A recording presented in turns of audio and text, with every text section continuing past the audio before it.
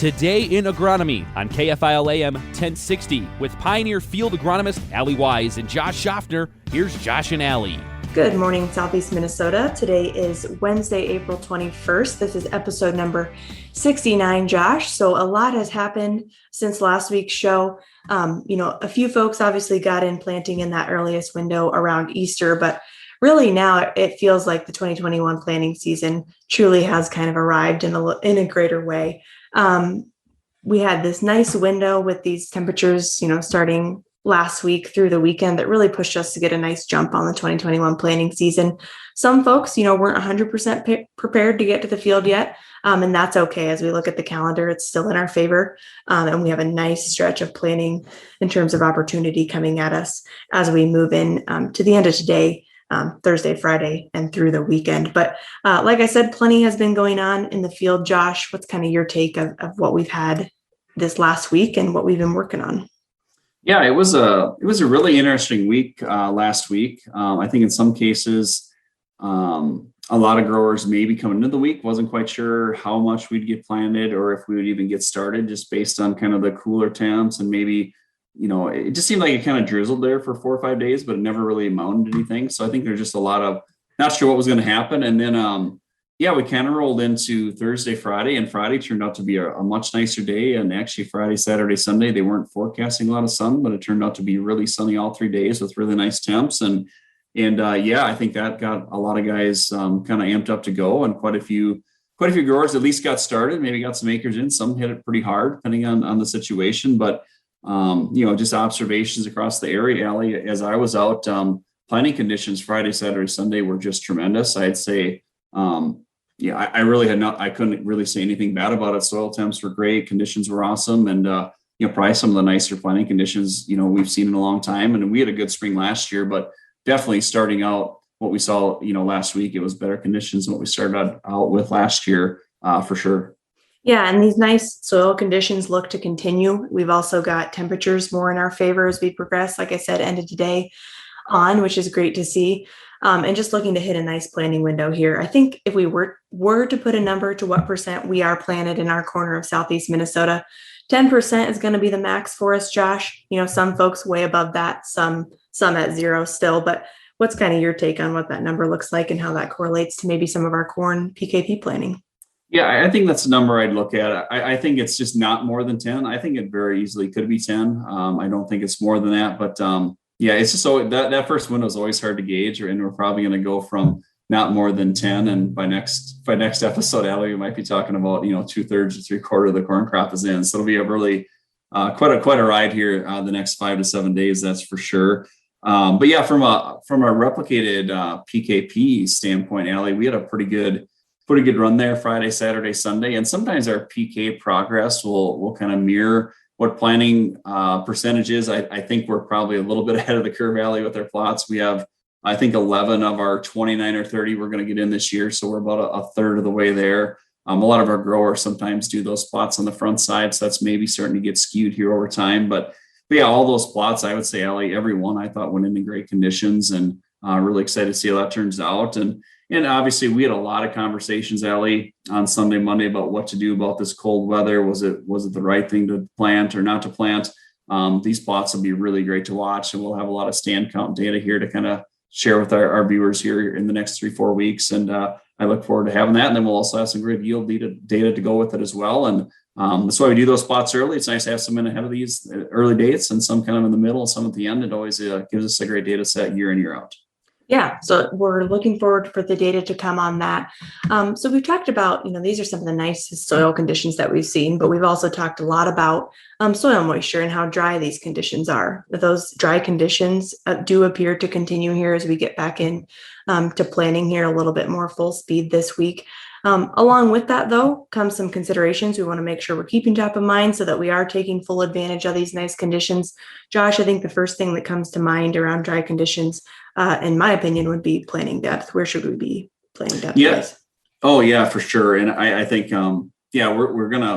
we're exiting this, what to do about this cool temp, and now we're going to enter, what should we do about the dry conditions? It's going to be kind of one thing right into the next. And like I said, for the most part right now, I mean, we're okay. We're definitely not we're not saturated, we're not wet, but we're getting drier. And in most cases, planting depth is going to be a big thing. I have a lot of growers kind of sitting right at like 2 1/8 to 2 1/4 inches, and we're in good moisture there.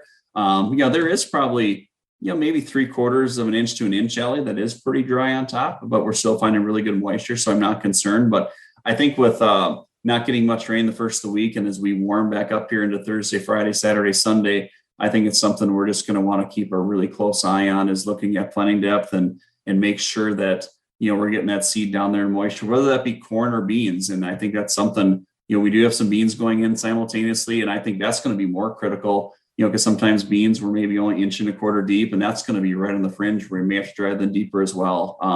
But yeah, definitely as you're out there planting in this next window, as we get fired back up, really be watching that planting depth every afternoon, really close on either crop, and just make sure that seed's getting down there into moisture for sure.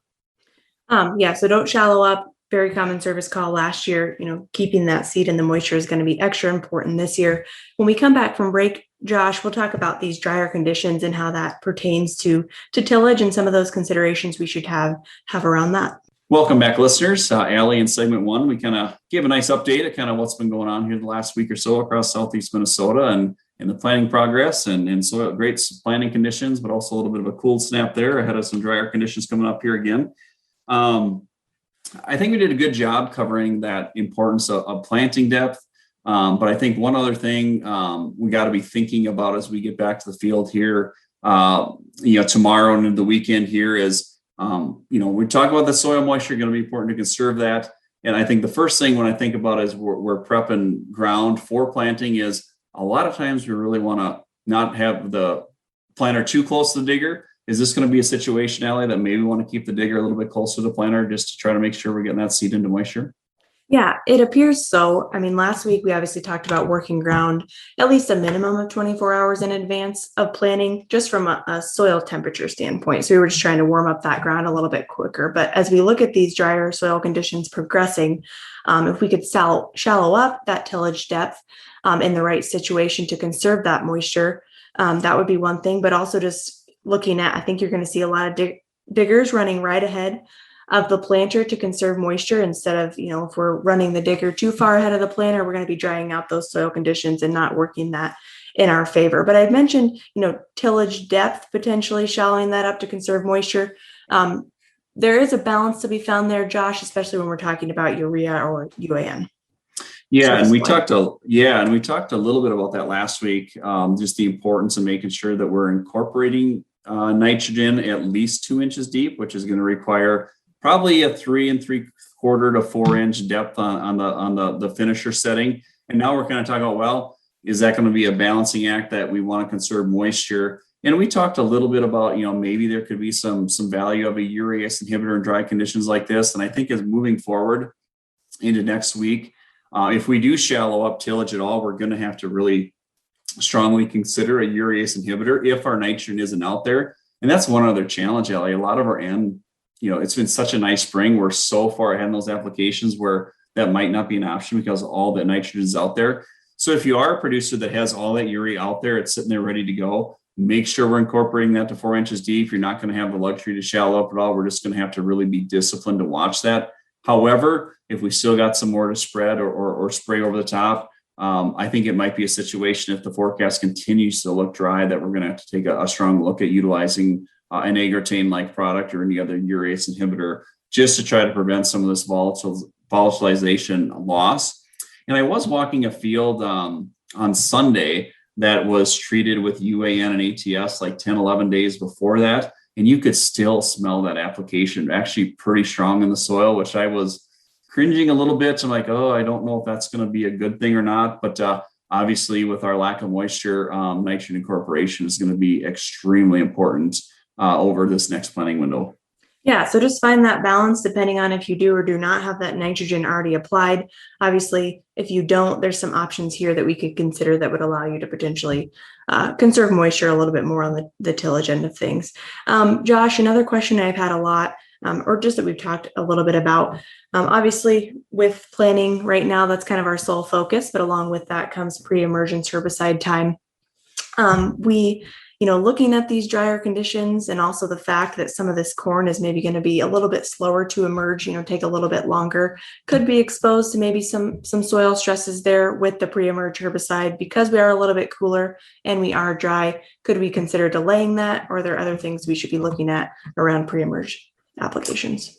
Yeah, in a lot of cases, Allie, I think we did delay that on our planning, like our Friday, Saturday, Sunday planning dates. I think a lot of us just avoided getting a pre right ahead of this cooler spell. And obviously, the crop's not going to progress a lot. If it was planted last Friday, Saturday, Sunday, it's not going to change much until tomorrow, being Thursday. However, I think once we come out of this cooler spell into Thursday, Friday, I think we'll want to really get caught up, at least circle back, get all caught up on what was planted last week. And then moving forward, I think we'll be able to kind of keep the pre-merge rigs for corn and beans right behind the planter, because temps are going to come up and we don't want to, maybe get stuck if the forecast does change and we get a rainy spell. We just don't want to kind of get stuck in a bad spot there where we miss it. Because obviously getting those pre's down for corn and beans are just so important for the season-long weed control.